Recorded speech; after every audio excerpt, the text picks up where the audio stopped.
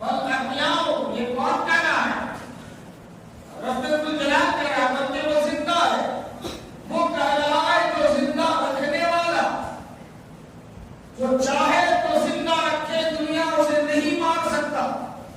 جو چاہے مار دے تو زندگی دنیا اسے زندہ نہیں رکھ سکتی. وہ رب الجلال خود کہتا ہے کہ وہ زندہ ہے، وہ زندہ ہے. صاف پیدا ہو گیا کہ زندگی کا دار و مدار سانس کے چلنے سے، ہوا کے چلنے سے، دھوپ کے نکلنے سے، بارشوں کے برسنے سے نہیں ہے. زندگی کا دار و مدار اللہ کے جاگنے سے ہے. اللہ چاہے تو ماں کے پیٹ کے پردے کے اندر بچے کو زندہ رکھے، اور اللہ چاہے تو دنیا کے باہر میں ہر آئسولیشن پہ ڈوب کے رہنے والا بھی فوراً مر جائے. یہ اس کی مرضی ہے. میں نے کہا جو اللہ کے راہ میں شہید ہوتے ہیں وہ زندہ ہو جاتے ہیں، اور صرف زندہ نہیں بلکہ ان کے اندر کئی جانوں کی طاقت آ جاتی ہے. قرآن نے مقام میں ارشاد فرمایا من جاء بالحسنۃ فلہ عشر امثالها. جو ایک نیکی لائے گا، جو ایک بھلائی لائے گا، جو ایک اچھائی لائے گا، اللہ کی بارگاہ میں اللہ اس کو اس کے بدلے 10 عطا فرمائے گا. قرآن کا قول ہے. تو اللہ کے راہ میں جان لٹانا ایک اچھائی تھی. ایک جان کو لٹایا کسی شہید نے اللہ کے راہ میں. قرآن کا چونکہ وعدہ ہے جو بھی ایک اچھائی لائے گا میرے بارگاہ میں، میں اس کے بدلے اسے 10 عطا فرماؤں. اسے بات میں بھی سن لے. رسول پاک صلی اللہ علیہ وسلم پر درود پڑھنے سے، ایک مرتبہ درود پڑھنے سے 10 رحمتیں نازل ہوتی ہیں. کیونکہ ہم نے ایک درود پڑھا، ایک بھلائی کی، اللہ اس کے بدلے 10 عطا فرمایا. اسی طریقے سے جب کوئی شہید راہ حق ہوتا ہے، اللہ کے راہ میں اپنی جان کی قربانی دیتا ہے، اپنی جان کو مٹا دیتا ہے، تو اللہ تبارک و تعالیٰ انہیں 100 جان کی طاقت عطا فرماتا ہے.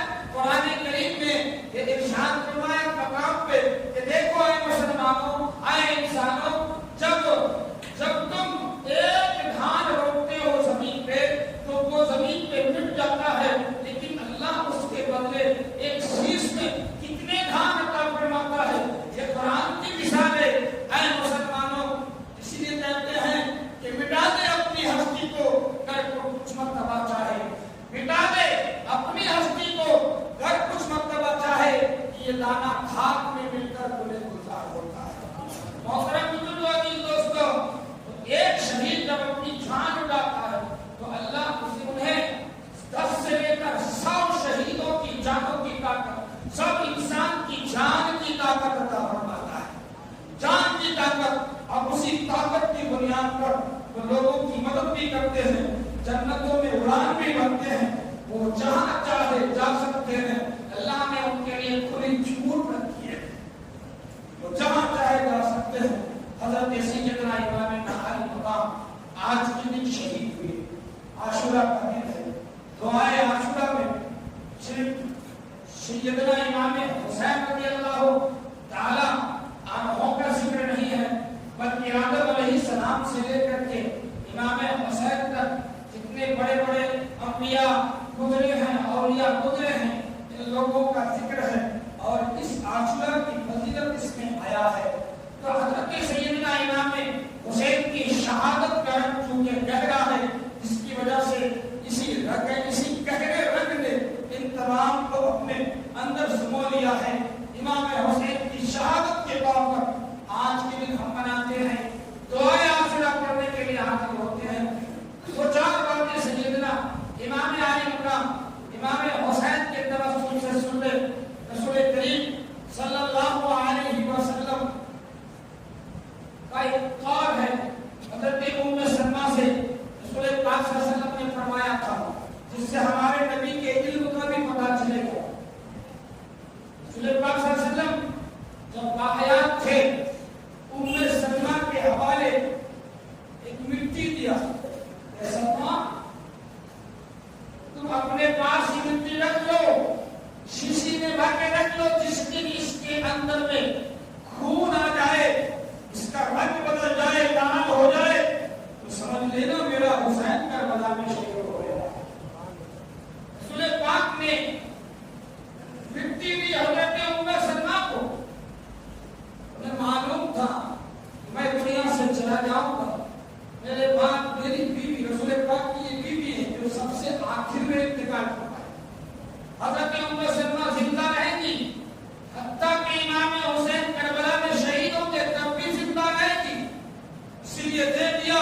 کہ جس دن یہ قبر کی مٹی لال ہو جائے، سرخ ہو جائے، تو سمجھ لینا میرا حسین کربلا میں شہید ہو گیا ہے۔ محترم بزرگوں، جس دوستو، اب محرم کی 10ویں تاریخ ہے۔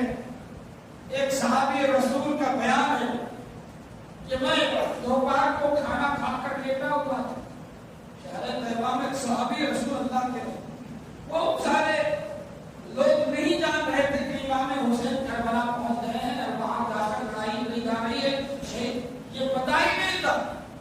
بہت سارے لوگ الزام دیتے ہیں نا کہ صحابہ لوگ کیا کر رہے تھے جب امام حسین کو شہید کیا جاتا تھا۔ یہ تو بات ہے کہ کوفہ تک میں بھی کچھ صحابی تھے، انہیں بھی معلوم نہیں تھا کہ حسین کو شہید کیا جاتا۔ پہلے رسول پاک صلی اللہ علیہ وسلم وہ صحابی رسول ہیں، کھانا کھا کر لیٹے ہوئے شہر طیبہ میں توبہ کا قیلولہ کر رہے ہیں۔ اب جیسے ہی آنکھ لگی رسول پاک صلی اللہ علیہ وسلم کا دیدار ہوا۔ سبحان اللہ، وہ صحابی رسول پاک صلی اللہ علیہ وسلم کا دیدار کر رہے ہیں، اور کیا دیکھ رہے ہیں صحابی؟ یہ رسول پاک صلی اللہ علیہ وسلم پریشان ہیں، ان کے جسم اندر سے پسینے نکل رہے ہیں، پریشانی کے عالم میں ہے، بال مبارک بکھرے ہوئے ہیں، دھول سے اٹے ہوئے ہیں، اور ہاتھ میں ایک شیشی ہے، ہاتھ میں ایک شیشی ہے خون کی، ہاتھ میں خون بھی لگے ہوئے ہیں، شیشی کے کچھ خون بھی ڈلے ہوئے ہیں۔ وہ صحابی کہتے ہیں بلا کا امی و ابی یا رسول اللہ، میرے ماں باپ آپ پر قربان ہو، آپ پریشان لگ رہے ہیں، آپ کے بال مبارک، ریش مبارک دھول سے اٹے ہوئے ہیں، اور یہ خون کیسا ہے؟ آپ کے ساتھ یہ خون والی شیشی کیسی ہے؟ رسول پاک صلی اللہ علیہ وسلم نے اس وقت ارشاد فرمایا تھا، اے میرے پیارے، مجھے معلوم ہے آج ہی کے دن میرا نواسا کربلا میں شہید ہو رہا ہے، ان کے سارے افراد شہید ہو رہے ہیں۔ میں اپنے تربت انور سے نکل کر کربلا پہنچا، اور کربلا میں جا کر کے تمام شہیدوں کے خونوں کو اپنے شیشے میں جمع کیا ہے۔ میں جمع کر رہا ہوں صبح سے، وہی پریشانی ہے، وہی دھول سے بال لگے ہوئے ہیں۔ یہ دیکھو، یہ خون ہے نا، اس میں حسین کا خون ہے، اس میں اصغر کا خون ہے۔ اللہ اکبر، ایک مثال ہے، اللہ تبارک و تعالیٰ نے جب دیکھا کہ حضرت رسول اکرم صلی اللہ علیہ وسلم کے دندان مبارک، دانت مبارک شہید ہو رہے ہیں، اور خون کا قطرہ زمین پہ گرنے والا ہے، تو اللہ نے حضرت جبریل کو کہا تھا، جبریل جلدی سے سدرہ چھوڑ کے جا، تاکہ میرے نبی کے منہ کا خون مبارک زمین پہ گرنے نہ پائے، زمین پہ گرنے سے پہلے تم ان کو اٹھا لو، ورنہ زندگی بھر قیامت تک زمین میں سبزہ نہ اگے گا۔ حضرت جبریل سدرہ چھوڑ کر رسول پاک کے خون کو اپنے ہاتھوں میں اٹھا لیا تھا تاکہ زمین پہ نہ گرے۔ حضرت سیدنا جبریل علیہ السلام کے اس کام کو دیکھ کر اللہ کے رسول نے فرمایا، جبریل یہ تیرا کام تھا کہ تو نے اپنے نبی کے خون کو زمین میں گرنے سے بچایا ہے، اب یہ میرا کام ہے، میرے حسین کا خون کربلا میں بہ رہا ہے، میں اس کو اپنے ہاتھوں سے اٹھا رہا ہوں۔ محترم بزرگوں، عزیز دوستو، حدیث پاک میں ہے، من رآنی فی المنام فقد رأى الحق، جس نے مجھے خواب میں دیکھا اس نے مجھے سچ میں دیکھا۔ یہ اللہ کا رسول کا ہے۔ اب اللہ کے رسول کو جو خواب میں صحابی دیکھتے ہیں، مطلب سچ میں دیکھتے ہیں۔ اب اللہ کے رسول دنیا سے چلے گئے، لیکن اللہ نے انہیں طاقت دی کہ اپنے قبر انور سے نکل کر کربلا میں پہنچتے ہیں، خونوں کو اکٹھا کرتے ہیں، پھر ایک صحابی کو جا کر ایک پیغام دیتے ہیں۔ اس سے کیا پتا چلا؟ میرا نبی کل بھی زندہ تھا، اب بھی زندہ ہے، اور ہمیشہ زندہ رہے گا، اور ان کا چاہنے والا، ان کا ماننے والا جب بھی اسے اپنی استغاثہ پیش کرے گا، وہ نبی آپ کی مدد کو ضرور تشریف لائیں گے، وہ نبی آپ کی مدد کو آئیں گے۔ اللہ کے محترم، بس یہی کہتے میں رخصت ہونا چاہتا ہوں، 1-2 منٹ کا وقت ہے، میں صرف یہ کہنا چاہوں گا کہ پیارے حضرت سیدنا امام عالی مقام امام حسین نے بہت سارا پیغام دیا، لیکن بالخصوص 2 پیغام کیا ہے۔ وہ 2 پیغام سن لیں۔ ایک پیغام شریعت سامنے ہو اور شریعت کے خلاف جب بھی کوئی کام ہونا تو تم شریعت کو بچانے کے لیے اپنی ساری تن من کی کمائی قربان کر دینا، جہاں تک ضرورت پڑے اپنے ساری ہستی کو شریعت کے لیے بٹھا دینا۔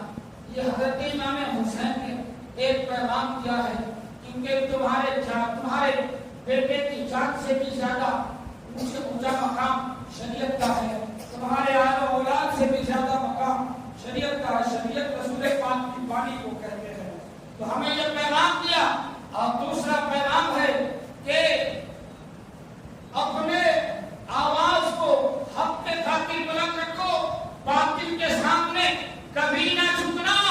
جب تمہارے سامنے باطل کھڑا ہو، ظالم بن کر کے نہ، اس وقت سینہ تان کر کے تم حق کی آواز بلند کرتے رہنا، چاہے تمہارے گردن تن سے کٹ دیا جائے، کاٹ دیا جائے۔ یہ امام حسین نے پیغام ہمیں دیا ہے۔